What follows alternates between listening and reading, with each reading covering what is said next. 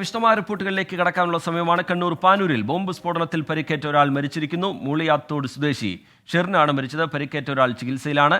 Bomb നിർമ്മിക്കുന്നതിനിടെയാണ് പൊട്ടിത്തെറിയുണ്ടായത്. ഇരുവരും CPIM അനുഭാവികളാണ്. Sajo Devasya ചേരുന്നുണ്ട് വിവരങ്ങളുമായി കണ്ണൂരിൽ നിന്ന്. സജോ, ബോംബ് നിർമ്മാണത്തിനിടെയുള്ള സ്ഫോടനം, അതിൽ തന്നെ ഒരാൾക്ക് ജീവൻ നഷ്ടമാകുന്ന സാഹചര്യം, ഈ മരിച്ചയാളുടെയും പരിക്കേറ്റയാളുടെയും പശ്ചാത്തലം എങ്ങനെ? CPIM-നുമേൽ ആരോപണം ഉന്നയിക്കുന്നുണ്ട് BJP. പോലീസ് എന്താണ് ഏറ്റവും ഒടുവിലായി പങ്കുവെക്കുന്ന വിവരം? സജോ.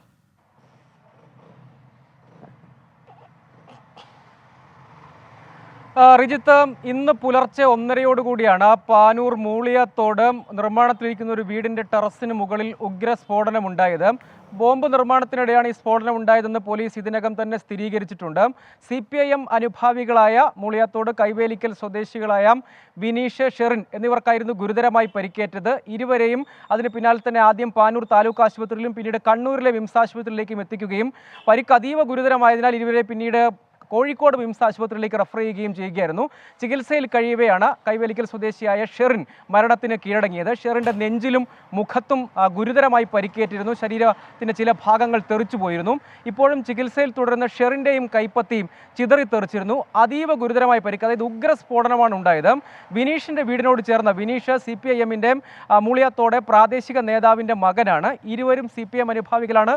ഇതൊരു CPIM ശക്തി കേന്ദ്രം കൂടിയാണ്. അവിടെ വിനീഷിൻ്റെ വീടിന് തൊട്ടടുത്ത് ഈ നിർമ്മാണത്തിലിരിക്കുന്ന വീടുണ്ടായിരുന്നു. അതിൻ്റെ ടെറസിലാണ് സ്ഫോടക വസ്തുക്കളൊക്കെ ഉപയോഗിച്ച് ഈ ബോംബ് നിർമ്മാണം നടന്നത്. അതിനിടെ ഈ നിർമ്മിച്ചുകൊണ്ടിരുന്ന ബോംബും ഒപ്പം മറ്റ് സ്ഫോടക വസ്തുക്കളുമെല്ലാം പൊട്ടിത്തെറിച്ചു. വലിയ ഉഗ്ര സ്ഫോടനമായിരുന്നു. ഇരുവരും തൊട്ടടുത്ത് തന്നെ, അതായത് ഈ സ്ഫോടനത്തിൻ്റെ മുഴുവൻ ആഘാതവും ഏൽക്കത്തക്ക വിധം ഇരുവരും തെറിച്ചു വീഴുകയാണ് ഉണ്ടായത്. ആ ഭാഗത്ത് രക്തം, പോലീസ് പിന്നാലെ ഈ ശബ്ദം കേട്ടാണ് നാട്ടുകാർ തിരിച്ചറിയുന്നത്. പിന്നീട് പോലീസ് സംഭവസ്ഥലത്തേക്ക് എത്തി. ഗുരുതരമായ അവസ്ഥയിലായിരുന്നു ഉണ്ടായിരുന്നത്. വളരെ വേഗത്തിൽ തന്നെ ആശുപത്രിയിലേക്ക് മാറ്റി. വിനീഷും അതീവ ഗുരുതരാവസ്ഥയിൽ തന്നെ ഇപ്പോഴും തുടരുകയാണ്. അതിനിടെയാണ് ഷെറിൻ മരണത്തിന് കീഴടങ്ങിയത്. ഇതിൽ രാഷ്ട്രീയ ആരോപണം കോൺഗ്രസ് ഉന്നയിക്കും. തിരഞ്ഞെടുപ്പ് കാലമാണ്. ഈ മേഖല, പാനൂർ ഉൾപ്പെടുന്ന മേഖല, പലപ്പോഴും രാഷ്ട്രീയമായി പല സംഘർഷങ്ങളും നടന്നിട്ടുണ്ട്. പക്ഷേ സമീപകാലത്ത് വളരെ അടുത്ത് വലിയ രാഷ്ട്രീയ സംഘർഷങ്ങൾ ഉണ്ടായിട്ടില്ല. അപ്പോൾ ബോംബ് നിർമ്മാണത്തിൻ്റെ അടക്കം പ്രകോപനം എന്താണെന്നുള്ളത് മറ്റൊരു കാര്യം. പോലീസ് പറയുന്നത് ഇരുവരും ബോംബ് നിർമ്മിക്കുന്നതിനിടയിൽ തന്നെയാണ് ഈ സംഭവം ഉണ്ടായതെന്നാണ്. രണ്ടുപേരെയും, അതായത് മരിച്ച ഷെറിനെയും പരിക്കേറ്റ് ചികിത്സയിൽ കഴിയുന്ന വിനീഷിനെയും പ്രതികളാക്കി FIR രജിസ്റ്റർ ചെയ്യുകയും ഒക്കെ ചെയ്തിട്ടുണ്ട്. രാഷ്ട്രീയ ആരോപണം ഒരു വശത്ത്, അതായത് തിരഞ്ഞെടുപ്പ് കാലത്ത് ക്രമസമാധാന നില തകർക്കുന്നതിന് വേണ്ടിയുള്ള ശ്രമമാണ് എന്നുള്ള ആരോപണമൊക്കെയുണ്ട്. അതായാലും ഇവരുടെ രാഷ്ട്രീയ ബന്ധം എന്നതും വെറും ആരോപണമല്ല. ഇവർ CPIM അനുഭാവികൾ തന്നെയാണ്. ഒപ്പം ഇപ്പോഴും ചികിത്സയിൽ തുടരുന്ന വിനീഷിൻ്റെയും ആരോഗ്യനിലയും ഗുരുതരമായി തന്നെ തുടരുന്ന സാഹചര്യമാണ് ഉള്ളത്.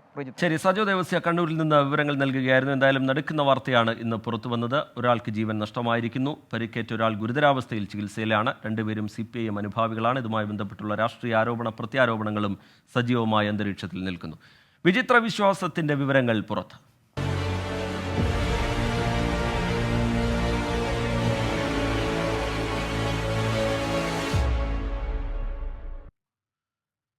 അരുണാചൽ പ്രദേശിലെ മലയാളികളുടെ ദുരൂഹമരണം അന്വേഷിക്കാൻ പ്രത്യേക സംഘത്തെ നിയോഗിച്ചിരിക്കുന്നു. തിരുവനന്തപുരം DCPയുടെ നേതൃത്വത്തിൽ 6-അംഗ സംഘത്തിനാണ് അന്വേഷണത്തിന്റെ ചുമതല.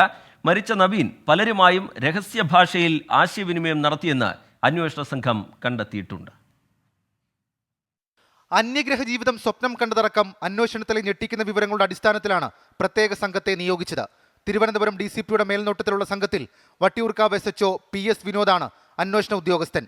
സൈബർ ഡിവിഷനിലെ ഉദ്യോഗസ്ഥരും സംഘത്തിലുണ്ട്. മരിച്ച നവീൻ പലരുമായും രഹസ്യഭാഷയിൽ ആശയവിനിമയം നടത്തിയെന്നാണ് ലാപ്ടോപ്പ് കേന്ദ്രീകരിച്ചുള്ള കണ്ടെത്തൽ. സമൂഹ മാധ്യമങ്ങളിലെ ഗ്രൂപ്പുകളിൽ ഉൾപ്പെടെ നവീൻ ചില സംഘങ്ങളുമായി ബന്ധപ്പെട്ടെന്നാണ് സംശയം. പ്രത്യേക സംഘങ്ങളുടെ ബാഹ്യ ഇടപെടലുകളും അന്വേഷണ പരിധിയിലുണ്ട്. മരണാനന്തര ജീവിതത്തിൽ മരിച്ച മൂവരും ആകൃഷ്ടരാണെന്ന് തെളിയിക്കുന്ന വിവരങ്ങളും പോലീസിന് ലഭിച്ചു. സിറോ താഴ്വരയിലെ ബ്ലാക്ക് മാജിക് കേന്ദ്രങ്ങൾ അന്വേഷണ പരിധിയിലുണ്ട്. നവീനിന്റെയും ദേവിയുടെയും ആര്യയുടെയും മൊബൈൽ ഫോണുകളും പരിശോധിക്കും.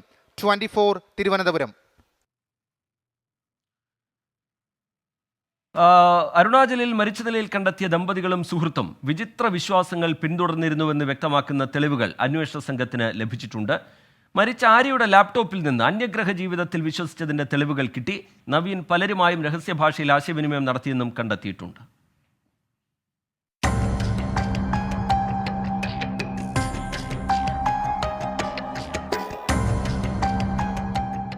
നവീനും ഭാര്യ ദേവിയും സുഹൃത്ത് ആര്യയും അന്യഗ്രഹ ജീവിതം വിശ്വസിച്ചതിന്റെ കൂടുതൽ തെളിവാണ് പോലീസിന് ലഭിച്ച ഈ PDF രേഖ. ആൻഡ്രോമെഡ ഗാലക്സിയിലെ മിഥി എന്ന സാങ്കല്പിക അന്യഗ്രഹ ജീവിയുമായുള്ള ചോദ്യോത്തരങ്ങളാണ് PDF-ൽ. www mithi.com എന്ന വെബ്സൈറ്റിൽ പ്രസിദ്ധീകരിച്ചിരിക്കുന്ന വിവരങ്ങളാണിത്. ഹിന്ദി അടക്കം 9 ഭാഷകളിലാണ് PDF അപ്ലോഡ് ചെയ്തിരിക്കുന്നത്. ഇതിൽ ഇംഗ്ലീഷ് ഭാഷയിലെ PDF ഫയലാണ് ആര്യയുടെ ലാപ്ടോപ്പിൽ നിന്ന് കണ്ടെത്തിയത്. ദിനോസറുകൾ ഇല്ലാതായിട്ടില്ലെന്നും മറ്റ് ഗ്രഹങ്ങളിലേക്ക് മാറ്റിയെന്നുമുള്ള യുക്തിക്ക് നിരക്കാത്ത വിവരങ്ങളാണ് ഇതിലുള്ളത്. അന്യഗ്രഹ ജീവികളെ ആകർഷിക്കപ്പെടുന്ന സ്ഥലമായി കേരളം മാറിയെന്നാണ് ഒരു ചോദ്യത്തിനുള്ള മറുപടി. അന്റാർട്ടിക്കയിലെ ഗവേഷണ കേന്ദ്രത്തെക്കുറിച്ചും സ്പേസ് ഷിപ്പുകളെക്കുറിച്ചും ലാപ്ടോപ്പുകളിൽ വിവരങ്ങളുണ്ട്.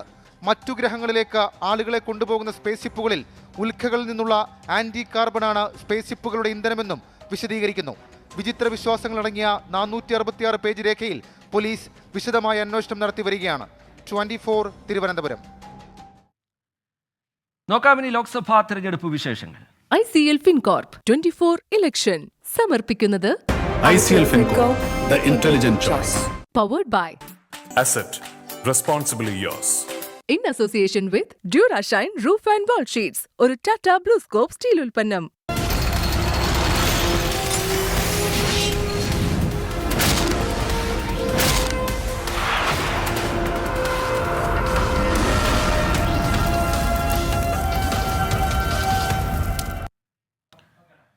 ജാതി സെൻസസ് നടപ്പാക്കുമെന്നുൾപ്പെടെയുള്ള പ്രഖ്യാപനങ്ങളുമായി കോൺഗ്രസിന്റെ പ്രകടന പത്രിക പുറത്തിറക്കി. സമത്വം, യുവാക്കൾ, സ്ത്രീകൾ, കർഷകർ, തൊഴിലാളികൾ എന്നീ 5 തത്വങ്ങളിൽ ഊന്നിയാണ് പ്രകടന പത്രിക. സാമൂഹ്യ സുരക്ഷാ പെൻഷൻ 1000 രൂപയായി വർദ്ധിപ്പിക്കുമെന്നും സാമ്പത്തികമായി പിന്നാക്കം നിൽക്കുന്ന സ്ത്രീകൾക്ക് മഹാലക്ഷ്മി പദ്ധതി വഴി വർഷത്തിൽ 1 ലക്ഷം രൂപ നൽകുമെന്നും പ്രഖ്യാപനമുണ്ട്. എന്നാൽ CAA അടക്കമുള്ള നിർണായക വിഷയങ്ങളിൽ നിലപാട് വ്യക്തമാക്കിയിട്ടില്ല.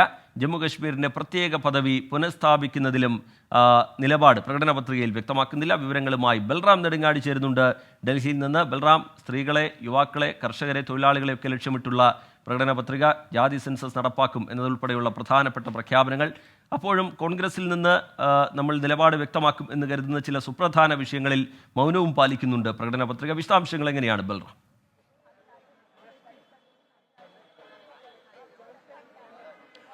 റിജിത്ത്, കഴിഞ്ഞ കാലങ്ങളിൽ പ്രധാനമന്ത്രി നരേന്ദ്രമോദിക്കെതിരെയും കേന്ദ്ര സർക്കാരിനെതിരെയും കോൺഗ്രസ് ഉന്നയിച്ചിരുന്ന ആരോപണങ്ങൾ, ആക്ഷേപങ്ങൾ ഇതെല്ലാം തന്നെ അഡ്രസ്സ് ചെയ്യുന്ന നിലയിലൊരു പ്രകടന പത്രികയാണ് കോൺഗ്രസ് പുറത്തിറക്കിയിരിക്കുന്നത്. ഈ പ്രകടന പത്രികയിൽ എന്നാൽ സംബന്ധിച്ചിടത്തോളം ഇതിന്റെ ന്യൂനതകളായി കണ്ടെത്തിയ സാഹചര്യങ്ങൾ അല്ലെങ്കിൽ ഗൗരവമുള്ള വിഷയങ്ങളെ പ്രതിപാദിക്കാതെ പോയ വിഷയങ്ങളാണ്.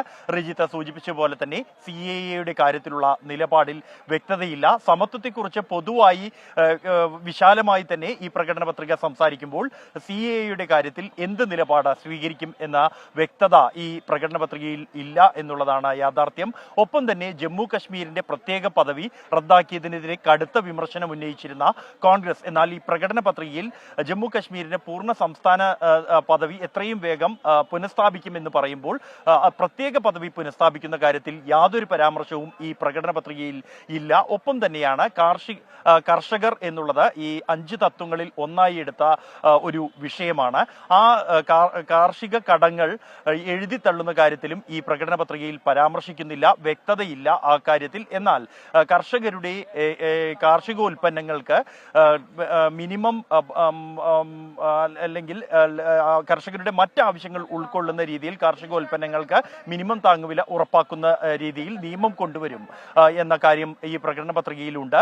സമാനമായി തന്നെ കഴിഞ്ഞ കാലങ്ങളിൽ ഭാരത് ജോഡോ ന്യായയാത്രയിലും ഭാരത് ജോഡോ യാത്രയിലും രാഹുൽ ഗാന്ധി നൽകിയ വാഗ്ദാനങ്ങളെല്ലാം തന്നെ പ്രകടന പത്രികയിൽ ഉൾക്കൊള്ളുന്നുണ്ട്.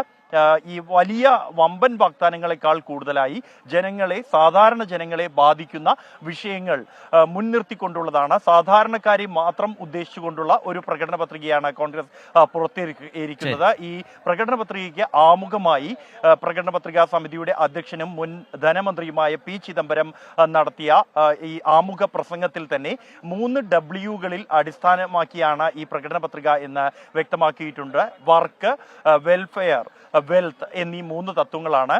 ജോലി, യുവാക്കളുടേതടക്കമുള്ള ജോലി, നിലവിലുള്ള തൊഴിലില്ലായ്മ ഒരു പ്രധാന വിഷയമായി അഭിമുഖീകരിക്കുന്നുണ്ട് ഈ പ്രകടന പത്രിക. തൊഴിലുമായി ബന്ധപ്പെട്ടുള്ള ഒട്ടേറെ വാഗ്ദാനങ്ങൾ ഈ പ്രകടന പത്രികയിൽ ഉൾപ്പെടുത്തിയിട്ടുണ്ട്. 25 വയസ്സ് വരെയുള്ളവർക്ക് അപ്രന്റീസ്ഷിപ്പ് എന്നുള്ളത് കൊണ്ടുവരുമെന്നും ആ ഘട്ടത്തിൽ 1 വർഷം 1 ലക്ഷം രൂപ ഇവർക്ക് ലഭിക്കുന്നത് ഉറപ്പാക്കുമെന്നതടക്കമുള്ള വാഗ്ദാനങ്ങളുണ്ട്. കൂടാതെ കായിക താരങ്ങൾക്ക് 21 വയസ്സ് വരെയുള്ളവർക്ക് മാസം 10,000 രൂപ സ്കോളർഷിപ്പ്, കൂടാതെ തൊഴിൽ ഉറപ്പും തൊഴിൽ അവകാശമായ പ്രകടന പത്രികയിലെ വിശദാംശങ്ങൾ പ്രേക്ഷകരുമായി പങ്കുവയ്ക്കുകയായിരുന്നു ഡൽഹിയിൽ നിന്ന് ബൽറാം നെടുങ്ങാടി. ഇപ്പോൾ പുറത്തുവരുന്നൊരു പ്രതികരണം അത് പ്രേക്ഷകരുടെ ശ്രദ്ധയിൽപ്പെടുത്താം. അത് പാനൂർ സ്ഫോടനവുമായി ബന്ധപ്പെട്ടാണ്.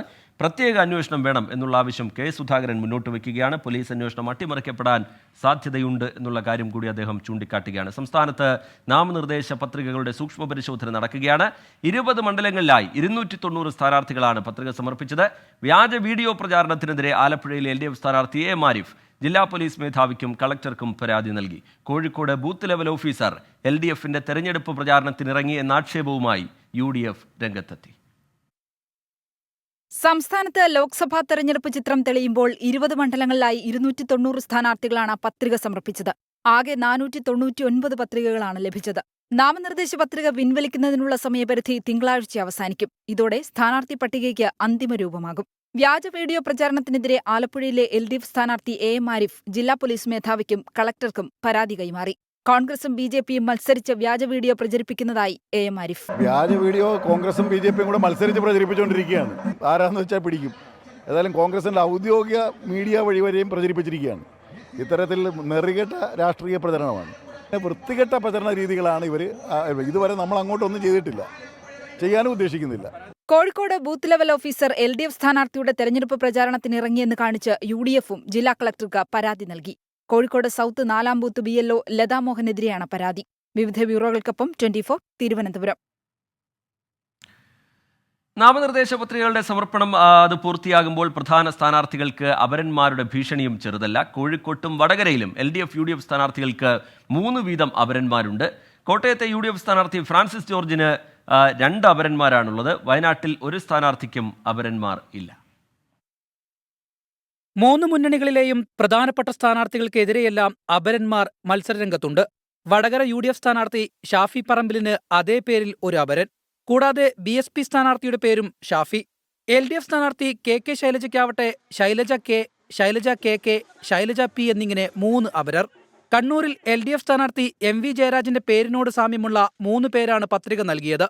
M ജയരാജൻ, ഏർക്കാട് പറമ്പ് ജയരാജ്, പനച്ചിക്കൽ ജയരാജ് എന്നിവരാണ് അപരന്മാർ.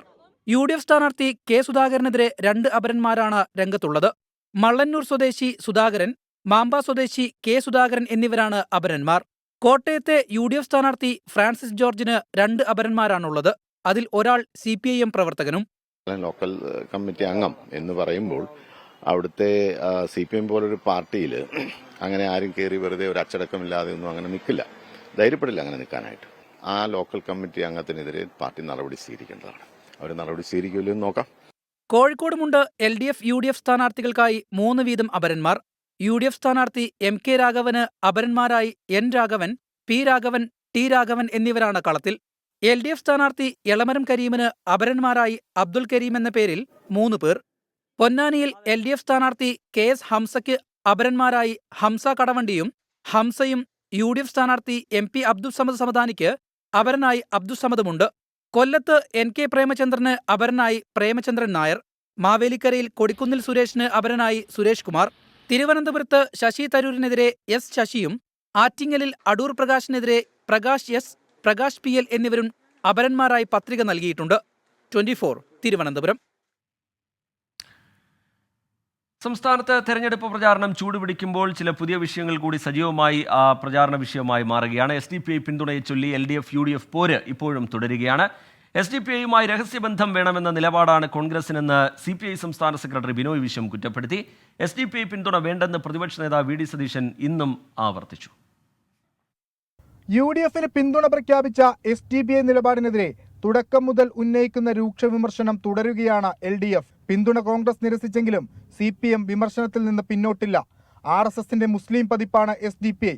അവരുടെ പിന്തുണയിൽ അന്തിമ തീരുമാനമെടുക്കാൻ കോൺഗ്രസിന് 4 ദിവസം വേണ്ടി വന്നുവെന്ന് ബിനോയ് വിശ്വം.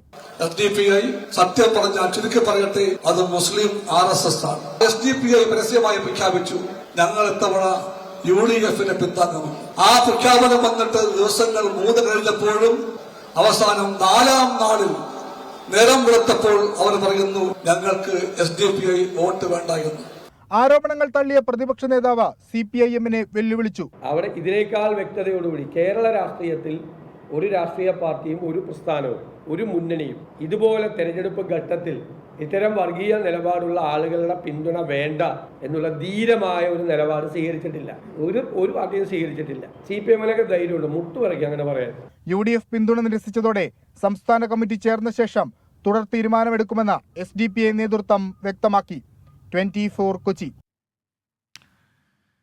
SDPI UDF ബന്ധത്തിൽ വ്യക്തത വരുത്താതെയാണ് പ്രതിപക്ഷ നേതാവ് പ്രതികരിച്ചതെന്ന് CPIM സംസ്ഥാന സെക്രട്ടറി MV ഗോവിന്ദൻ. വളരെ ആസൂത്രിതമായി നടന്ന നീക്കമായിരുന്നു SDPI UDF ബന്ധം. CPIM SDPയുമായി ചർച്ച നടത്തിയിട്ടില്ല എന്നും SDPIയുമായി പാർട്ടിക്ക് ബന്ധമില്ല എന്നും MV ഗോവിന്ദൻ പറഞ്ഞു. മുന്നണി എന്ന രീതിയിൽ ഞങ്ങളത് പ്രവർത്തിക്കുന്നില്ല. നിങ്ങളുടെ വോട്ട് ഞങ്ങൾക്ക് വേണ്ട. എന്ത് തോന്നിയാസവും വിളിച്ചു പറയാൻ കുറച്ച് ആളുകൾ, അത് മാധ്യമത്തിൻ്റെ പേരും പറഞ്ഞുകൊണ്ടാണ് നടക്കുന്നത്. അങ്ങനെ CPIM-ഉം അതുപോലെ തന്നെ SDPയുമായിട്ട് ഒരു ചർച്ചയും നടന്നിട്ടില്ല. ഒറ്റ ലോക്സഭാ മണ്ഡലത്തിൽ തന്നെ ഒരു പാർട്ടിക്ക് രണ്ട് നയം. അങ്ങനെ ഒരു രാഷ്ട്രീയ കൗതുകമുണ്ട് പുതുച്ചേരിക്ക്. പുതുച്ചേരി ലോക്സഭാ മണ്ഡലത്തിന്റെ ഭാഗമായ മാഹിയിൽ മാത്രം CPIM ഇന്ത്യ മുന്നണിക്ക് ഒപ്പമല്ല. മാഹിയിൽ യുണൈറ്റഡ് റിപ്പബ്ലിക്കൻ പാർട്ടിക്കും മണ്ഡലത്തിലെ മറ്റിടങ്ങളിൽ കോൺഗ്രസിനുമാണ് CPIM-ന്റെ പിന്തുണ. ഒരു മണ്ഡലത്തിലെ വിവിധയിടങ്ങളിലായി രണ്ട് വ്യത്യസ്ത സ്ഥാനാർത്ഥികളെ പിന്തുണയ്ക്കുകയെന്ന രാഷ്ട്രീയ പ്രതിസന്ധിയിലാണ് CPIM. ഇന്ത്യ മുന്നണിയുടെ കരുത്തരും കർമ്മോത്സുകരുമായ സ്ഥാനാർത്ഥി തന്റെ വോട്ടർമാരെ നേരിൽ കണ്ട് ഒറ്റപ്പെടുത്തിച്ചുകൊണ്ട് ഇതുവഴി കടന്നു വരികയാണ്. പുതുച്ചേരി ലോക്സഭാ മണ്ഡലത്തിലെ ഇന്ത്യ മുന്നണി സ്ഥാനാർത്ഥി കോൺഗ്രസിലെ V വൈദ്യലിംഗം, BJP പ്രധാന എതിരാളി. പുതുച്ചേരി, യാനം, കാരക്കൽ, മാഹി എന്നിങ്ങനെ ചിതറിക്കിടക്കുന്ന കേന്ദ്രഭരണ പ്രദേശം. ശക്തമായ സംഘടനാശേഷിയുള്ള മാഹിയിൽ CPIM പിന്തുണ യുണൈറ്റഡ് റിപ്പബ്ലിക്കൻ പാർട്ടി സ്ഥാനാർത്ഥി K പ്രഭുദേവന്. മാഹി ഒഴികെ മറ്റിടങ്ങളിൽ CPIM-ന്റെ പരസ്യ പിന്തുണ കോൺഗ്രസ് സ്ഥാനാർത്ഥി V വൈദ്യലിംഗത്തിന്. നിലപാട് മാറ്റം ആവശ്യപ്പെടുന്നു പുതുച്ചേരി കോൺഗ്രസ്. പാണ്ടിച്ചേരിയിലെ വേറെ, ഇங்கே இருக்கிறவங்க நிலைப்பாடு வேற. ஸோ அவங்க வந்து they will discuss within the party, they will decide. அவங்க வந்து സപ്പോർട്ട് പண்றதுக்கு വായ്പ ഇருக்கு.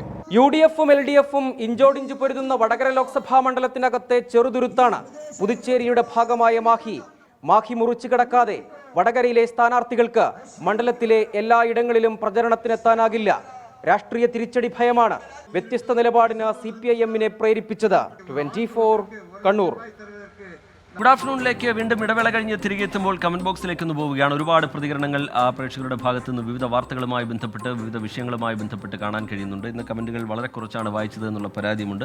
വളരെ പ്രധാനപ്പെട്ട ചില വാർത്തകൾ നമുക്ക് വളരെ വേഗത്തിൽ തന്നെ പങ്കുവെക്കേണ്ടതുണ്ടായിരുന്നു. അതുകൊണ്ടാണ് കമന്റ് ബോക്സിലേക്ക് പോകുമ്പോൾ കണ്ണൂരിലെ പാനൂരിലെ സ്ഫോടനവുമായി ബന്ധപ്പെട്ട് വിശദമായ അന്വേഷണം വേണം എന്നുള്ള ആവശ്യം മുന്നോട്ട് വെക്കുന്നവരുണ്ട്.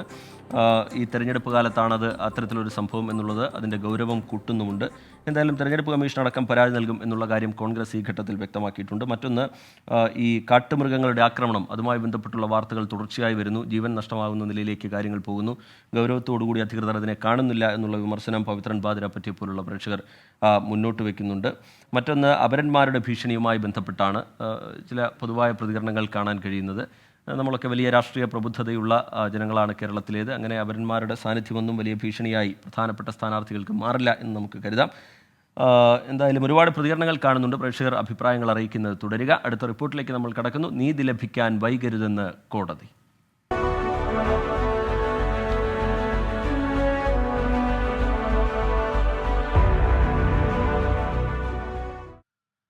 പൂക്കോട് വെറ്റിനറി കോളേജിലെ JS സിദ്ധാർത്ഥന്റെ മരണത്തിൽ CBI അന്വേഷണത്തിന് വിജ്ഞാപനമിറക്കാൻ കേന്ദ്ര സർക്കാർ അടിയന്തര നടപടി സ്വീകരിക്കണമെന്ന് ഹൈക്കോടതി. CBI അന്വേഷണം വൈകുന്നതിൽ ആരാണ് ഉത്തരവാദിയെന്നും കോടതി ചോദിച്ചു.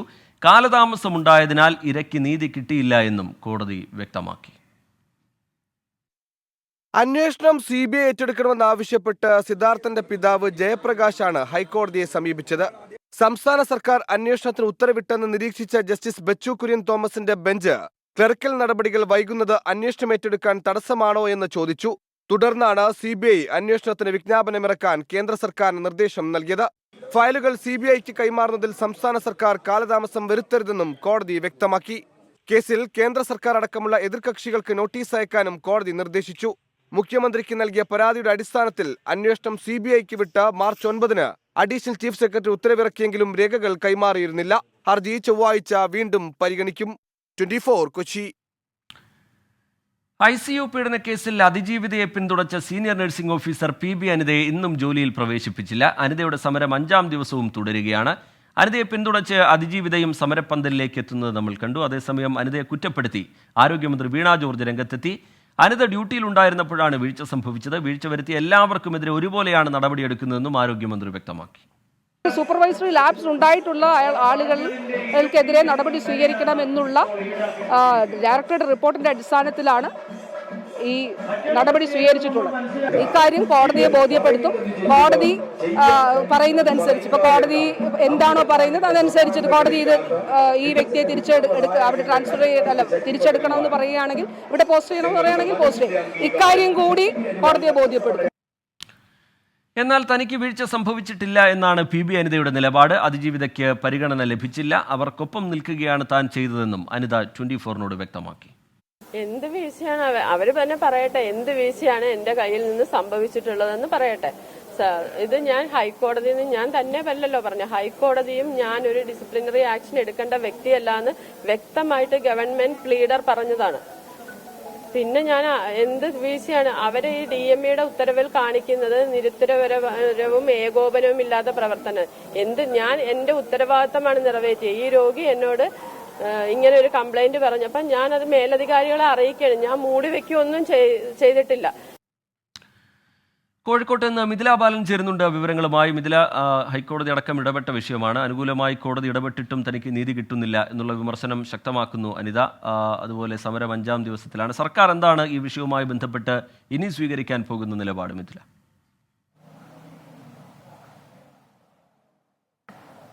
ശ്രീജിത്ത്, ഈ ഒരു സംഭവവുമായി ബന്ധപ്പെട്ട കാര്യങ്ങൾ ഉണ്ടാകുന്നത് കഴിഞ്ഞ വർഷം മാർച്ച് 18-നാണ്. തൈറോയ്ഡ് ശസ്ത്രക്രിയയ്ക്കായി എത്തിയ യുവതി പീഡനത്തിനിരയാകുന്നു. അന്ന് ഈ അതിജീവിതയ്ക്കൊപ്പം നിന്നത് ഈ PB അനിത സിസ്റ്റർ ആയിരുന്നു. ഈ PB അനിത സിസ്റ്റർ നിന്നു. മാത്രമല്ല, ഈ മൊഴി മാറ്റാൻ വേണ്ടി ഈ മെഡിക്കൽ കോളേജിലെ 5 ജീവനക്കാർ ഈ അതിജീവിതയെ സമീപിക്കുന്നു. ഈ 5 ജീവനക്കാർ എന്തുകൊണ്ട് ഇവർ മൊഴിമാറ്റാൻ ഇത്തരം ഭീഷണിപ്പെടുത്തിയെന്നതായിരുന്നു DME ആദ്യം അന്വേഷിച്ചത്. ഈ DME അന്വേഷിച്ച ഈ റിപ്പോർട്ടിലുണ്ടായിരുന്നത് ഈ PB അനിതയുടെ ഭാഗത്ത് വീഴ്ച സംഭവിച്ചു. PB അനിതയുടെ നിരുത്തരവാദ സമീപനവും ഏകോപനമില്ലായ്മയുമാണ് ഇത്തരത്തിൽ 5 പേർ എത്തി ഈ അതിജീവിതയെ ഭീഷണിപ്പെടുത്താനിടയാക്കിയ ഒരു സാഹചര്യമുണ്ടായത്. ഈ റിപ്പോർട്ടിന്റെ അടിസ്ഥാനത്തിലാണ് അനിതയെ ഇത്തരത്തിൽ ഇടുക്കി മെഡിക്കൽ കോളേജിലേക്ക് സ്ഥലം മാറ്റിയത്.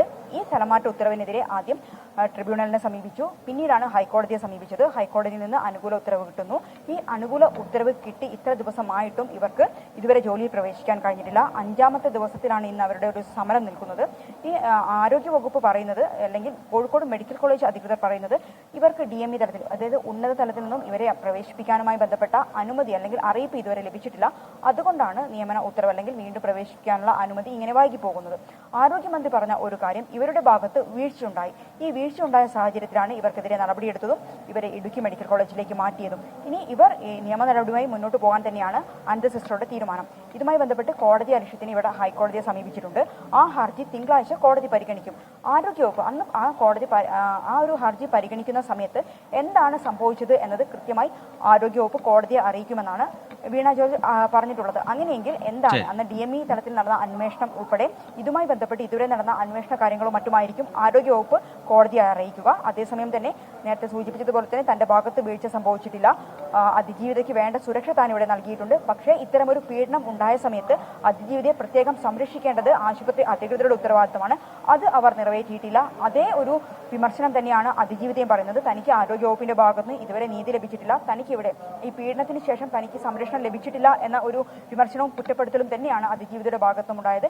എന്തു തന്നെയായാലും ഈ തിങ്കളാഴ്ചയാണ് ഇനി ഈ ഒരു ഹർജി, കോടതി അലക്ഷ്യ ഹർജി സിസ്റ്റർ കൊടുത്തിരിക്കുന്ന ഹർജി ഹൈക്കോടതി പരിഗണിക്കുക. അന്നായിരിക്കും. മിഥില ബാലൻ കോഴിക്കോട്ട് നിന്ന് വിവരങ്ങൾ നൽകുകയായിരുന്നു. എന്തായാലും തിങ്കളാഴ്ച കോടതിയുടെ പരിഗണനയ്ക്ക് ഈ വിഷയം വീണ്ടും വരികയാണ്. അന്ന് കോടതി എന്തായിരിക്കും ആ വിഷയത്തിൽ നിലപാട് വ്യക്തമാക്കുക, സർക്കാർ എന്താണ് അറിയിക്കാൻ പോകുന്നത് എന്നുള്ളതൊക്കെ ശ്രദ്ധേയമാണ്. കമന്റ് ബോക്സിൽ ഒരുപാട് പ്രേക്ഷകർ കേരള സ്റ്റോറിയുമായി ബന്ധപ്പെട്ടുള്ള, അത് ദൂരദർശൻ സംപ്രേഷണം ചെയ്യുന്നതുമായി ബന്ധപ്പെട്ടുള്ള വിവാദം, അതിൻ്റെ വിശദാംശങ്ങൾ എവിടെ എന്നുള്ള ചോദ്യം ചോദിക്കുന്നുണ്ട്. അടുത്ത നമ്മൾ അതിലേക്കാണ് പോകുന്നത്. കേരള സ്റ്റോറി സംപ്രേഷണത്തിനെതിരെ വ്യാപക പ്രതിഷേധം.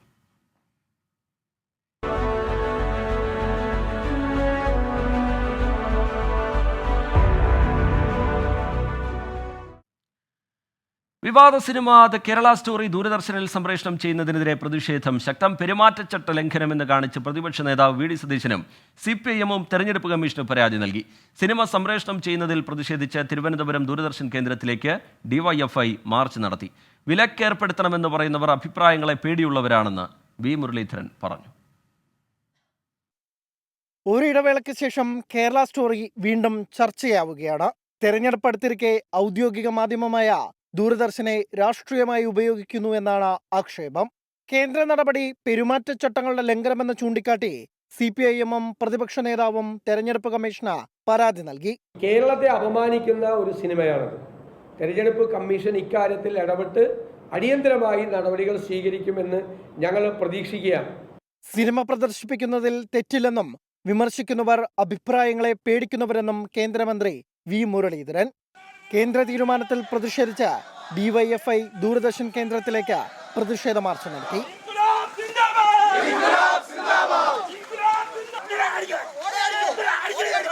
കേരള സ്റ്റോറിയിൽ മുഖ്യമന്ത്രിക്കും പ്രതിപക്ഷ നേതാവിനും ഹാലിളകിയെന്നായിരുന്നു BJP സംസ്ഥാന അധ്യക്ഷൻ K. സുരേന്ദ്രന്റെ പരിഹാസം. 24 തിരുവനന്തപുരം. തൃശൂർ വാൽപ്പാറയിൽ കാട്ടുപോത്തിന്റെ ആക്രമണത്തിൽ ഒരാൾ മരിച്ചു. തമിഴ്നാട് സ്വദേശി അരുണാണ് മരിച്ചത്. വാൽപ്പാറ മുരുകാളി എസ്റ്റേറ്റിൽ തേയിലയ്ക്ക് മരുന്നടിക്കുന്നതിനിടെ കാട്ടുപോത്ത് ആക്രമിക്കുകയായിരുന്നു. സൂരജ് സജി ചേരുന്നുണ്ട് വിവരങ്ങളുമായി തൃശൂരിൽ നിന്ന്. സൂരജ്, വന്യമൃഗങ്ങളുടെ ആക്രമണത്തിൽ ജീവൻ നഷ്ടമാകുന്നവരുടെ പട്ടികയിലേക്ക് ഒരാൾ കൂടി. വളരെ വേദനാജനകമായ സംഭവമാണ്. എന്താണ് ഇന്ന് സംഭവിച്ചത് സൂരജ്? TK, വാൽപ്പാറയിൽ ഈ വന്യജീവി ആക്രമണം തുടർക്കഥയാകുന്നതിനിടയിലാണ് ഇപ്പോൾ ഒരു ജീവൻ നഷ്ടപ്പെടുന്നതിലേക്ക് സാഹചര്യങ്ങൾ കൊണ്ടുവന്ന് എത്തിച്ചിരിക്കുന്നത്. ഈ വാൽപ്പാറ സ്വദേശിയായിട്ടുള്ള 48 വയസ്സുള്ള അരുണാണ് ഈ കാട്ടുപോത്ത് ആക്രമണത്തിൽ കൊല്ലപ്പെട്ടത്. ഇന്ന് രാവിലെ ഈ തേയിലത്തോട്ടത്തിൽ ജോലിക്കായി എത്തിയതായിരുന്നു അരുൺ. ആ സമയത്ത് എത്തുന്ന സമയത്ത് തന്നെ ഈ വന്യജീവികൾ ഉൾപ്പെടെ ഉണ്ടോ എന്ന് നിരീക്ഷിച്ചതിന് ശേഷമാണ് ഈ തൊഴിലിനിറങ്ങിയത്. അങ്ങനെ തന്നെയാണ് മറ്റു തൊഴിലാളികളും ജോലിക്ക് എത്തുക. ആ സമയത്ത് ഒന്നും തന്നെ അവിടെ ഉണ്ടായിരുന്നില്ല, ഈ കാട്ടുപോത്തിന്റെ സാന്നിധ്യം ഉണ്ടായിരുന്നില്ല എന്നുള്ളതാണ് പറയുന്നത്. പക്ഷേ ഈ തേയിലത്തോട്ടത്തിൽ മറഞ്ഞിരുന്ന കാട്ടുപോത്ത് പിന്നീട് ഈ അരുൺ തേയിലയ്ക്ക് മരുന്നടിച്ചു തുടങ്ങിയ സമയത്ത് ഓടി വന്ന് കുത്തുകയായിരുന്നു എന്നുള്ളതാണ് പറയുന്നത്. വയറ്റിലും തുടയിലും അടക്കം ഗുരുതരമായി പരിക്കേറ്റു. പിന്നീട് ഇദ്ദേഹത്തിന്റെ കരച്ചിൽ കേട്ട് ഓടിയെത്തിയ ആളുകളാണ് ഈ അരുണിനെ പിന്നീട് തൊട്ടടുത്ത ആശുപത്രിയിലേക്ക് മാറ്റിയത്. പക്ഷേ ആശുപത്രിയിൽ എത്തുന്നതിന് മുൻപ് തന്നെ അരുൺ മരിച്ചിരുന്നു എന്നുള്ളതാണ് ഈ പ്രദേശവാസികൾ അടക്കം ചൂണ്ടിക്കാണിക്കുന്നത്. എന്തായാലും തമിഴ്നാട് വനമേഖലയോട് ചേർന്ന പ്രദേശത്താണ് ഇപ്പോൾ ഈ സംഭവം ഉണ്ടായിരിക്കുന്നത്. തമിഴ്നാട് വനംവകുപ്പ് ഉദ്യോഗസ്ഥർ അടക്കം സ്ഥലത്ത് എത്തിയിട്ടുണ്ട്. വലിയ രീതിയിലുള്ള പ്രതിഷേധം അത് ഈ പ്രദേശവാസികളുടെ ഭാഗത്തുനിന്ന് ഉയരുന്നുണ്ട്. കാരണം ഇത്തരത്തിൽ ഈ ജനവാസ മേഖലയിലേക്ക് നിരന്തരം വന്യജീവികൾ ഇറങ്ങിയിട്ടും അത് തടയുന്നതിൽ ഈ വനംവകുപ്പ് ഉദ്യോഗസ്ഥർക്ക് കഴിയുന്നില്ല എന്ന് ചൂണ്ടിക്കാണിച്ചുകൊണ്ടാണ് പ്രതിഷേധം ഉയരുന്നത്. എന്തായാലും ഈ കുടുംബത്തിന് അർഹമായ നഷ്ടപരിഹാരം നൽകണമെന്നൊരു ആവശ്യം കൂടി ഇപ്പോൾ ഉയരുന്നുണ്ട്. TK. ശരി, സൂരജ് സജി വിവരങ്ങൾ നൽകുകയായിരുന്നു തൃശ്ശൂരിൽ നിന്ന്. പാനൂരിലെ ബോംബ് നിർമ്മാണത്തിനിടെ ഉണ്ടായ സ്ഫോടനം, അതുമായി ബന്ധപ്പെട്ട് CPIM-ന്റെ പ്രതികരണം ഇപ്പോൾ പുറത്തുവരുന്നു. പാനൂർ സ്ഫോടനത്തിൽ പാർട്ടിക്ക് ബന്ധമില്ല എന്ന് CPIM വിശദീകരിക്കുന്നു. CPIM പ്രവർത്തകരാണ് മരിച്ചയാളും പരിക്കേറ്റയാളും എന്നുള്ള പ്രചാരണം തെറ്റാണ്.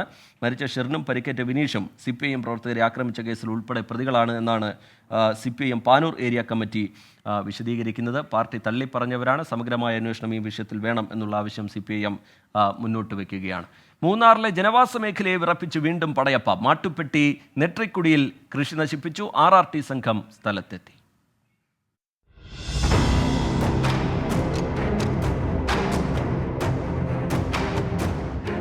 പുലർച്ചെയോടെയാണ് പടയപ്പ വീണ്ടും ജനവാസ മേഖലയിൽ ഇറങ്ങിയത്. ദേവികുളം എസ്റ്റേറ്റ് ഭാഗത്തു നിന്ന് ആന മാട്ടുപ്പെട്ടിയിലേക്ക് എത്തി. നെട്രിക്കുടി ഡിവിഷനിൽ വ്യാപകമായി കൃഷി നശിപ്പിച്ചു. വഴിയോരക്കടകൾ ആക്രമിച്ചതായും പരാതിയുണ്ട്. മണിക്കൂറുകളോളം നെട്രിക്കുടി ഡിവിഷനിൽ ചുറ്റിക്കറങ്ങിയ പടയപ്പ ചോലവനത്തിലേക്ക് കയറി. RRT സംഘത്തിന്റെ നിരീക്ഷണത്തിലാണ് കാട്ടാന. കഴിഞ്ഞ ഒരു മാസമായി പടയപ്പ ജനവാസ മേഖലയിൽ ഇറങ്ങുന്നതിലെ ആശങ്കയിലാണ് നാട്ടുകാർ.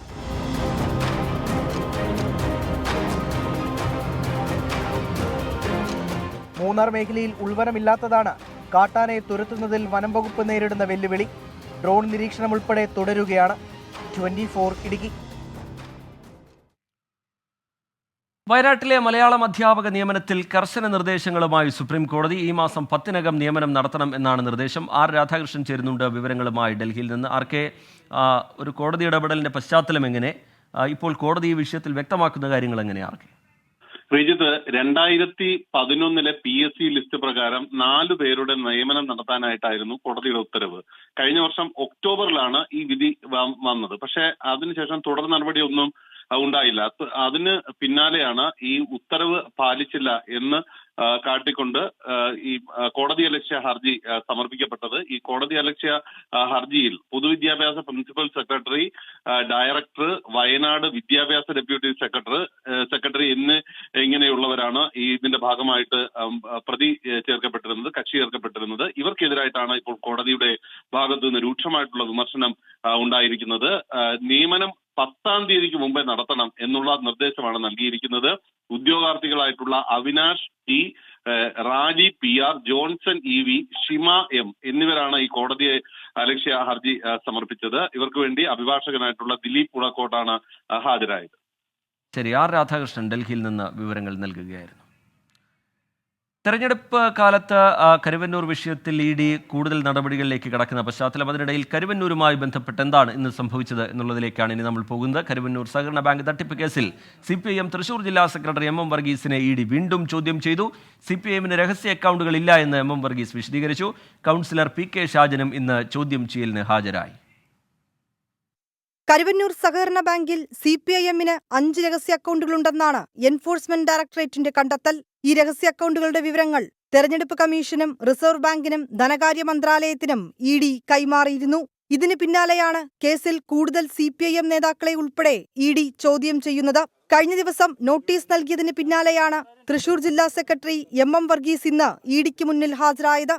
നേരത്തെ അയച്ച നോട്ടീസിന് ഈ മാസം 26 വരെ ഹാജരാകാൻ കഴിയില്ലെന്നായിരുന്നു MM വർഗീസിന്റെ മറുപടി. നമുക്ക് ഒരു അക്കൗണ്ട് മറച്ചു വെക്കാനില്ല. പറയാനുള്ളത് എനിക്ക് പറയാനുള്ളത് അവരോട് പറഞ്ഞിട്ടുണ്ട്. എന്താ ചോദിക്കുന്നത് വെച്ചാൽ അതിന് ഉത്തരം പറയും. നഗരസഭാ കൗൺസിലർ PK ഷാജനും ഇന്ന് EDക്ക് മുന്നിൽ ഹാജരായി. ബാങ്ക് തട്ടിപ്പുമായി ബന്ധപ്പെട്ട് CPIM നിയോഗിച്ച അന്വേഷണ കമ്മീഷനിലെ അംഗമായിരുന്നു PK ഷാജൻ. 24 കൊച്ചി.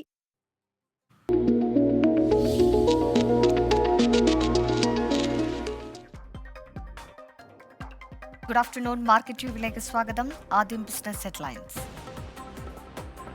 ധനനയ പ്രഖ്യാപനത്തിന് പിന്നാലെ വിപണികൾ ചാഞ്ചാട്ടത്തിൽ. ഓഹരി സൂചികകൾ നേരിയ നേട്ടത്തിലേക്ക്. ഡോളറിനെതിരെ രൂപയുടെ മൂല്യവും കൂടി. പശ്ചിമേഷ്യൻ സംഘർഷം തുടരുന്ന സാഹചര്യത്തിൽ ക്രൂഡ് വില കുതിക്കുന്നു. തുടർച്ചയായ 7ാം തവണയും അടിസ്ഥാന നിരക്കിൽ മാറ്റം വരുത്താതെ RBI ധനനയ പ്രഖ്യാപനം. റിപ്പോ നിരക്ക് 6.5% തുടരും. വിലക്കയറ്റ നിയന്ത്രണം ലക്ഷ്യത്തോടടുക്കുന്നുവെന്ന് വിലയിരുത്തൽ.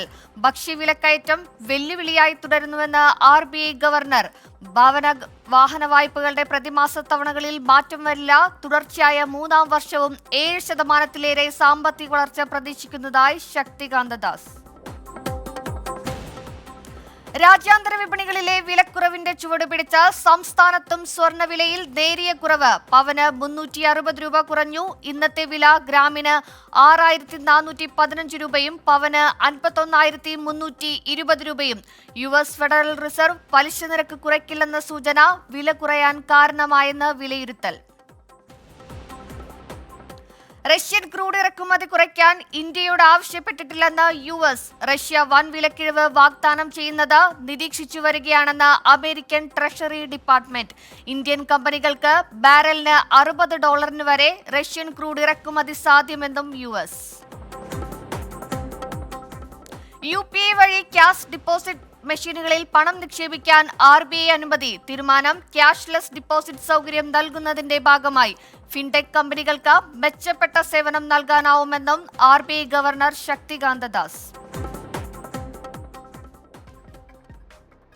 ഇനി മാർക്കറ്റ് അനാലിസിസിലേക്കാണ്. RBIയുടെ ധനനയ പ്രഖ്യാപനത്തിന് ശേഷം ഇന്ത്യൻ ഓഹരി വിപണികളിൽ ഒരു ചാഞ്ചാട്ടം പ്രകടമാണ്. റിസർവ് ബാങ്ക് അടിസ്ഥാന പലിശ നിരക്കുകളിൽ മാറ്റം വരുത്തുന്നുള്ള പ്രഖ്യാപനം നടത്തിയോടെ ബാങ്ക് ഓഹരികൾ കുറച്ച് നേട്ടത്തിലാണ്. റിയൽറ്റി ഓഹരികളിൽ 2% വരെ നേട്ടം രേഖപ്പെടുത്തി. പക്ഷേ പ്രധാനമായും IT മേഖലയുടെ ഒരു നഷ്ടം ഇന്ന് ഇന്ത്യൻ ഓഹരി വിപണിയിലും പ്രതിഫലിച്ചിരിക്കുകയാണ്. അതുകൊണ്ട് തന്നെ ഇന്ത്യൻ ഓഹരി വിപണി ഒരു ചാഞ്ചാട്ടം വലിയ രീതിയിൽ പ്രകടമാണെന്ന് തന്നെ പറയാം. ഇനി സൂചികകളിലേക്ക് പോവുകയാണെങ്കിൽ നാഷണൽ സ്റ്റോക്ക് എക്സ്ചേഞ്ചിന്റെ ഇൻഡെക്സിന്റെ സൂചികയായ നിഫ്റ്റി 50 ചെറിയൊരു നഷ്ടത്തിലാണ് നിലവിൽ വ്യാപാരം നടത്തുന്നത്. 22 പോയിന്റ് ഇടിവിൽ 22,492 പോയിന്റിലാണ് നിലവിൽ നിഫ്റ്റി 50യിൽ വ്യാപാരം നടത്തുന്നത്. പക്ഷേ റിസർവ് ബാങ്കിന്റെ ധനനയ പ്രഖ്യാപനത്തിന് ശേഷം നമ്മുടെ ഫിനാൻഷ്യൽ അതുപോലെ തന്നെ ബാങ്ക് ഓഹരികളൊക്കെ ഏകദേശം ഒരു തിളക്കത്തിലാണെന്ന് തന്നെ പറയാം. നിഫ്റ്റി ബാങ്കിൽ 162 പോയിന്റ് നേട്ടത്തിൽ 48,223 പോയിന്റിലാണ് നിഫ്റ്റി ബാങ്കിൽ നിലവിൽ വ്യാപാരം നടക്കുന്നത്. ഒപ്പം തന്നെ ഫിനാൻഷ്യൽ ഓഹരികളിലും ഈ ഒരു തിളക്കം അല്ലെങ്കിൽ ഈ ഒരു നേട്ടം പ്രകടമാണെന്ന് പറയാം. ഇനി ബോംബെ സ്റ്റോക്ക് എക്സ്ചേഞ്ചിലേക്ക് പോവുകയാണെങ്കിൽ ബോംബെ സ്റ്റോക്ക് എക്സ്ചേഞ്ചിന്റെ സൂചികയായ സെൻസെക്സിലും ചെറിയൊരു ഇടിവ് പ്രകടമാണ്. ഏകദേശം 45 പോയിന്റ് നഷ്ടത്തിൽ 74,180 പോയിന്റിലാണ് സെൻസെക്സിലും നിലവിൽ വ്യാപാരം നടക്കുന്നത്. അമേരിക്കൻ ഫെഡറൽ റിസർവ് പലിശ നിരക്കുകളിലുണ്ടായ ഒരു അനിശ്ചിതത്വത്തെ തുടർന്നാണ് പ്രധാനമായും IT ഓഹരികളിലൊക്കെ തന്നെ ഈ ഒരു നഷ്ടം ഉണ്ടായതെന്നാണ് വിദഗ്ധർ നിരീക്ഷിക്കുന്നത്. ഇനി മാർക്കറ്റ് വ്യൂവിന്റെ പതിവ് സെഗ്മെന്റാണ്. DPFSന്റെ ഡയറക്ടർ KV സാമുവൽ ആണ് ഇന്ന് നമ്മളോടൊപ്പം അതിഥിയായി എത്തുന്നത്. Good afternoon Shri KV Samuel. മാർക്കറ്റിൽ ഇന്ന് RBIയുടെ ധനനയ പ്രഖ്യാപനത്തിന് ശേഷം വലിയ രീതിയിലൊരു ചാഞ്ചാട്ടം പ്രകടമാണ്. എന്തൊക്കെയായിരിക്കും ഈ ഒരു ചാഞ്ചാട്ടത്തിന് പിന്നിലെ കാരണങ്ങൾ? Good afternoon Suryasree. RBIയുടെ പോളിസി സ്റ്റേറ്റ്മെന്റ് എക്സ്പെക്റ്റഡ് ആയിരുന്നു. അത് മാർക്കറ്റിന് വലിയൊരു റിയാക്ഷൻ ഉണ്ടാക്കിയില്ല. മാർക്കറ്റ് ഇപ്പോൾ സ്ലൈറ്റ്ലി നെഗറ്റീവായിട്ടാണ് ട്രേഡ് നടക്കുന്നത്. ബാങ്കിങ് സ്റ്റോക്കുകളിൽ ഒരു ഉണർവ് കണ്ടു. അത് RBIയുടെ ആ സ്റ്റേറ്റ്മെന്റ് ബാങ്കുകൾക്ക് പോസിറ്റീവായിട്ട് ചില സ്റ്റേറ്റ്മെന്റ്സ് RBI ബാങ്കിങ് സ്റ്റോക്സുകൾക്ക് പോസിറ്റീവായിരുന്നു. RBIയുടെ സ്റ്റേറ്റ്മെന്റിൽ അടുത്ത വർഷം GDP ഗ്രോത്ത് 7% ആയിരിക്കും എന്ന് പറഞ്ഞത് നേരത്തെ എക്സ്പെക്റ്റഡ് അതായിരുന്നു. എങ്കിൽ തന്നെയും അത് മാർക്കറ്റ് പോസിറ്റീവായിട്ടാണ് കണക്കാക്കുന്നത്. അതിൻ്റെ ഒരു പ്രതിഫലനം വരും ദിവസങ്ങളിൽ ഉണ്ടാകാൻ സാധ്യതയുണ്ട്. ഇന്ന് ഏറ്റവും കൂടുതൽ നേട്ടങ്ങൾ ഉണ്ടാക്കിയ സ്റ്റോക്കുകൾ HDFC ബാങ്ക് 1.53% ഉയർന്ന് 1580-ലും, SBI ലൈഫ് 1.35% ഉയർന്ന് 1483-ലും, ബജാജ് ഫിൻസർവ് 1.25% ഉയർന്ന് 1676-ലുമാണ് ഇപ്പോൾ ട്രേഡ് നടക്കുന്നത്. ഇടിവ് രേഖപ്പെടുത്തിയ ഓഹരികൾ BPCL 1.83% ഇടിഞ്ഞ് 587-ലും, ബജാജ് ഓട്ടോ 1.47% ഇടിഞ്ഞ് 9012-ലും, ബജാജ് ഫൈനാൻഷ്യൽസ് 1.42% ഇടിഞ്ഞ് 7198-ലുമാണ് ഇപ്പോൾ ട്രേഡ് നടക്കുന്നത്. ഇനിയുള്ള ഒരു 1.5 മണിക്കൂർ ഏകദേശം ഒരു ഈ റേഞ്ചിൽ തന്നെ തുടരാനാണ് സാധ്യത. 4:45 ഫർദർ അപ്ഡേറ്റ് ചെയ്യുന്നതായിരിക്കും. Thank you. നന്ദി ശ്രീ KV സാമുവൽ. ഏതായാലും വിപണിയിൽ ഒരു ചാഞ്ചാട്ടം തുടരുകയാണ്. അമേരിക്കൻ ഫെഡറൽ റിസർവിന്റെ തീരുമാനങ്ങളുള്ള ഈ ഒരു അനിശ്ചിതത്വം വിപണിയിലും പ്രതിഫലിച്ചെന്ന് തന്നെ പറയാം. മാർക്കറ്റ് ഇവിടെ പൂർണ്ണമാകുന്നു. ഗുഡ് ആഫ്റ്റർനൂണിലേക്ക് വീണ്ടും ഇടവേള കഴിഞ്ഞ് തിരികെ എത്തുമ്പോൾ ഏറ്റവും പുതിയ കാലാവസ്ഥാ മുന്നറിയിപ്പ് വരുന്നു. അതായത് ഇന്ന് മുതൽ ഏപ്രിൽ 9 വരെ കൊല്ലം, പാലക്കാട് ജില്ലകളിൽ ഉയർന്ന താപനില 48 ഡിഗ്രി സെൽഷ്യസ് വരെ ഉയർന്നു നിൽക്കാൻ സാധ്യതയുണ്ട് എന്നാണ് കാലാവസ്ഥാ മുന്നറിയിപ്പ് പറയുന്നത്. തൃശ്ശൂർ ജില്ലയിൽ ഉയർന്ന താപനില 38 വരെയും, ആലപ്പുഴ, പത്തനംതിട്ട, കോട്ടയം, കോഴിക്കോട് ജില്ലകളിൽ 37 ഡിഗ്രി സെൽഷ്യസ് വരെയും താപനില ഉയർന്നു നിൽക്കാനുള്ള സാധ്യതയുണ്ട്. അതായത് സാധാരണത്തേതിനേക്കാൾ 4 ഡിഗ്രി സെൽഷ്യസ് വരെ കൂടാൻ സാധ്യതയുണ്ട് എന്നുള്ളതാണ് പ്രധാനപ്പെട്ട ഒരു വിവരം. മറ്റൊന്ന് വേനൽ മഴയുമായി ബന്ധപ്പെട്ടാണ്. തെക്കൻ കേരളത്തിലെയും മധ്യ കേരളത്തിലെയും മലയോര മേഖലയിൽ ഇടിമിന്നലോടുകൂടിയ ഒറ്റപ്പെട്ട ശക്തമായ വേനൽ മഴയ്ക്ക് ഇന്ന് സാധ്യതയുണ്ട് എന്നുള്ള വിവരവും കാലാവസ്ഥാ മുന്നറിയിപ്പിൻ്റെ ഭാഗമായിട്ട് വരുന്നുണ്ട്. മറ്റൊന്ന് ഉയർന്ന തിരമാലയുമായി ബന്ധപ്പെട്ടാണ്. തീരദേശവാസികളുടെ ജാഗ്രതയുമായി ബന്ധപ്പെട്ടാണ്. കള്ളക്കടൽ പ്രതിഭാസത്തിൻ്റെ ഭാഗമായി കേരള തീരത്ത് ഇന്ന് രാത്രി 11:30 വരെ ഉയർന്ന തിരമാലയ്ക്കും കടലാക്രമണത്തിനും സാധ്യതയുണ്ട്. ജാഗ്രത പാലിക്കണം എന്നുള്ള നിർദ്ദേശം പുറത്തു വരുന്നുണ്ട്. വിശ്വാസികൾക്ക് വ്രതശുദ്ധിയുടെ നാളുകൾ. അൽ മുക്താദിർ ഗോൾഡ് ആൻഡ് ഡയമണ്ട്സ് പുണ്യങ്ങളുടെ പൂക്കാലം സമർപ്പിക്കുന്നത് എല്ലാ ആഭരണങ്ങളും ഇപ്പോൾ പണിക്കൂലിയില്ലാതെ വാങ്ങാം. അൽ മുക്താദിർ ജ്വല്ലേഴ്സ്.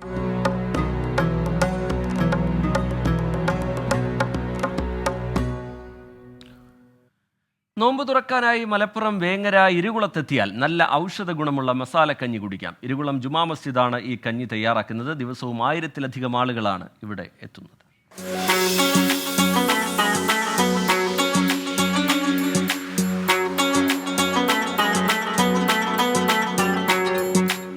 നോമ്പ് തുറക്ക് മലബാറിലെവിടെയും ഈ ഔഷധക്കഞ്ഞി അത്ര വ്യാപകമല്ല. തമിഴ്നാട്ടിലെ നോമ്പ് വിഭവമാണിത്. ഔഷധക്കഞ്ഞി മലപ്പുറത്ത് എത്തിച്ചത് ഇരുകുളം മഹല്ലുകാരനവർ അലവി ഹാജിയാണ്.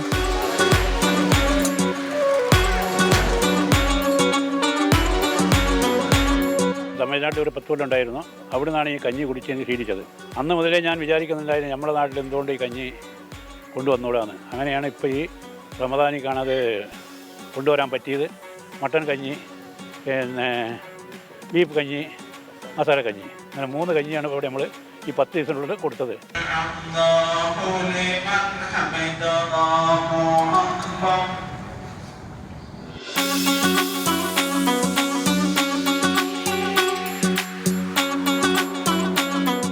വൈകുന്നേരം അസർ നമസ്കാര ശേഷമാണ് കഞ്ഞി വിതരണം ചെയ്യുന്നത്. ജാതി മത വ്യത്യാസമില്ല. വരുന്ന എല്ലാവർക്കും മതിയാവോളം കഞ്ഞി റെഡി. ദിവസവും 1000-ലധികം ആളുകളാണ് കഞ്ഞിക്കായി ഇവിടെ എത്തുന്നത്. സ്റ്റാർട്ടിങ് 1000 പേർക്കുള്ളതുള്ളൂ. ഇപ്പോൾ നമ്മൾ ചെമ്പ് ഇത് കൂടി വന്ന് ഒരു 5000 പേർക്ക് കുടിക്കാനുള്ള കഞ്ഞി ഇപ്പോൾ നമ്മൾ ഇവിടെ ഉണ്ടാക്കുന്നുണ്ട്. നമ്മൾ 1 ലിറ്ററിന് 1 കപ്പാണ് കണക്ക്. പിന്നെ നമ്മൾ കൂടുതൽ പേരുണ്ട് അല്ലെങ്കിൽ അടുത്ത വീട്ടിൽ കൊടുക്കാണ്ട് എന്ന് പറഞ്ഞാൽ അതിക്ക് വേണമെന്ന് പറഞ്ഞാൽ നമ്മൾ കൂടുതൽ കൊടുക്കും. ഔഷധക്കഞ്ഞി തയ്യാറാക്കുന്നത് കോയമ്പത്തൂരിൽ നിന്നും എത്തിയ പാചകക്കാരാണ്.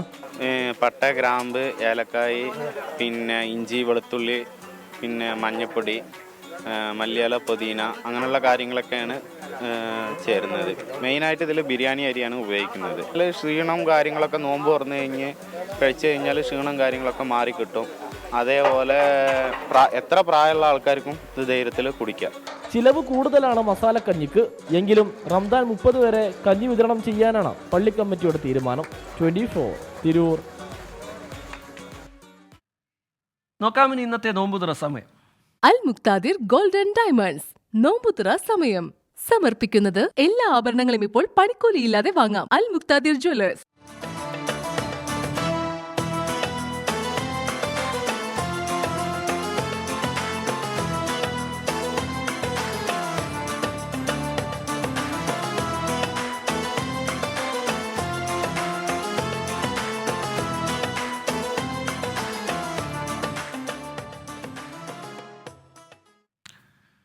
മറ്റ് റിപ്പോർട്ടുകളിലേക്ക്. ബിസിനസ് സംബന്ധമായ പ്രശ്നങ്ങളുടെ പേരിൽ പോലീസ് കള്ളക്കേസ് എടുത്ത് പീഡിപ്പിക്കുന്നുവെന്ന് പ്രവാസി വ്യവസായി. ഓസ്ട്രേലിയയിൽ താമസിക്കുന്ന ഷിബു ലോറൻസ് എന്ന വ്യവസായിയാണ് പരാതിക്കാരൻ. വൗ സിനിമാസ് എന്ന പേരിലുള്ള കമ്പനിയിൽ നിന്ന് ഓവർസീസ് ഡിസ്ട്രിബ്യൂഷൻ ഇനത്തിൽ നൽകാനുള്ള 38.50 ലക്ഷം രൂപ ആവശ്യപ്പെട്ടതിന് പിന്നാലെയാണ് കള്ളക്കേസുകളെന്നാണ് ആക്ഷേപം. വെള്ളം സിനിമയുടെ നിർമ്മാതാവായ മുരളി ടൈൽ ബിസിനസിന്റെ പേരിൽ 5 കോടി രൂപ വഞ്ചിച്ചെന്നും ഇതിന്റെ പേരിൽ താൻ കേസ് നൽകിയത് പ്രകോപനമായെന്നും ഷിബു ലോറൻസ് ചൂണ്ടിക്കാട്ടുന്നു. മുഖ്യമന്ത്രിക്കും പോലീസ് കംപ്ലയിന്റ് അതോറിറ്റിക്കും DGPക്കും Norka, central ministry of foreign affairs തുടങ്ങിയവർക്കും പരാതി നൽകി. എന്നാൽ നടപടികളില്ല എന്നും ആക്ഷേപമുണ്ട്. പോലീസ് പീഡനം തുടർന്നാൽ കേരളത്തിലെ വ്യവസായം അവസാനിപ്പിക്കേണ്ടി വരുമെന്നും ഷിബു ലോറൻസ് വ്യക്തമാക്കി. ഈ സൈബർ സിസ്റ്റം ഏത് പടത്തിൽ നോക്കിയാലും സൈബർ സിസ്റ്റം ഉണ്ട്. അങ്ങനെയാണ് വൗ സിനിമാസ് എന്ന് പറഞ്ഞൊരു ചെറിയൊരു കമ്പനിയാണ്. അതായത് കേട്ടിട്ടില്ല, ആകപ്പാടെ ചെയ്തത് പ്രിയ നോട്ടത്തിലാണെന്നൊരു പടമാണ്. ഇപ്പം കേരളത്തിൽ ഓടാത്ത പടം ഓവർസീസിൽ ഓടിക്കുക എന്ന് പറഞ്ഞാൽ ഇറ്റ്സ് ഇമ്പോസിബിൾ. പിന്നെ കുഞ്ഞമണീസ് ഹോസ്പിറ്റലിൽ നിന്നൊരു പടമാണ് നെക്സ്റ്റ് പടം വന്നത്. അതിൻ്റെ ഡയറക്ടർ സനൽ വി ദേവൻ ഒരു ക്ലോസ് ഫ്രണ്ടാണ്. പുള്ളി ഇപ്പം വരാഹത്തിൻ്റെ സുരേഷ് ഗോപിയുടെ പടത്തിന് ഡയറക്ടറായിട്ട് നിൽക്കുന്നു. ആ ബേസിലാണ് ഒരു 35 ലക്ഷം രൂപ അവർക്ക് അഡ്വാൻസ് കൊടുത്തിരുന്നു. ഈ പടം ഓടിയില്ല. പൈസ തിരിച്ചു ചോദിച്ചപ്പോഴത്തേക്ക് ഓരോ ന്യായങ്ങളും പറഞ്ഞു. പൈസ കിട്ടാതെ വന്നു. കുറേ നാൾ കഴിഞ്ഞപ്പോഴത്തേക്ക് നമുക്ക് ചെയ്യാൻ പറ്റുന്ന വെച്ചാൽ ഒരു ലീഗൽ സ്യൂട്ട്, മണി സ്യൂട്ട് ഇടുക. അതാണ് തൃശ്ശൂരിൽ മണി സ്യൂട്ട് അവർക്ക് വേണ്ടി ഇട്ടു. പൈസ തിരിച്ചു തരാൻ വേണ്ടി മണി സ്യൂട്ട് ഇട്ട് കഴിഞ്ഞപ്പോഴത്തേക്ക് ഈ മുരളിയും പുള്ളിയും കൂടെ ചേർന്നിട്ടാണ് ഈ കേസുകളെല്ലാം വന്ന് എല്ലായിടത്തും ഇട്ടു തുടങ്ങുന്നത്. നോക്കാമിനി ചില വാർത്തകൾ ചുരുക്കത്തിൽ. രാഹുൽ ഗാന്ധിക്കെതിരെ മുഖ്യമന്ത്രി വിമർശനമുന്നയിക്കുന്നത് BJPയുടെ പ്രീതി സമ്പാദിക്കാനെന്ന് പ്രതിപക്ഷ നേതാവ്. സ്മൃതി ഇറാനിക്കും പിണറായി വിജയനും ഒരേ സ്വരമെന്ന് VD സതീശൻ. കോട്ടയത്ത് മുഖ്യമന്ത്രിയുടെ പ്രസംഗം മൈക്ക് പ്രശ്നങ്ങളെ തുടർന്ന് തടസ്സപ്പെട്ടു. ആദ്യം വേദിയിൽ മൈക്ക് ഒടിഞ്ഞു. പ്രസംഗം തുടങ്ങിയപ്പോൾ ആംപ്ലിഫയറിൽ നിന്ന് പുക ഉയർന്നു. ബാബറി മസ്ജിദ് തകർത്തതും ഗുജറാത്ത് കലാപവും പാഠപുസ്തകങ്ങളിൽ നിന്ന് വെട്ടിനീക്കി NCERT. പകരം രാമക്ഷേത്ര നിർമ്മാണം +2 പാഠപുസ്തകത്തിൽ ഉൾപ്പെടുത്തി. മാറ്റം ഈ അധ്യയന വർഷം മുതൽ. മഹാരാഷ്ട്രയിൽ മഹാവികാസ് അഘാഡിയിൽ സീറ്റ് തർക്കം രൂക്ഷമായതോടെ സൗഹൃദ മത്സരത്തിന് കളമൊരുങ്ങുന്നു. NCPക്കും ശിവസേന ഉദ്ധവ് വിഭാഗത്തിനുമെതിരെ ഓരോ മണ്ഡലങ്ങളിൽ സ്ഥാനാർത്ഥികളെ നിർത്താൻ കോൺഗ്രസിന്റെ നീക്കം.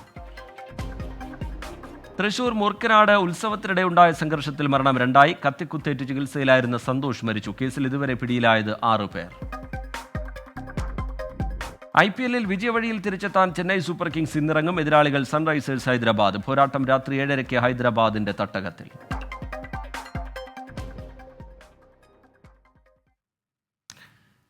ഈ റിപ്പോർട്ടോടുകൂടി ഗുഡ് ആഫ്റ്റർനൂണിന്റെ ഇന്നത്തെ സമയം പൂർത്തിയാവുകയാണ്.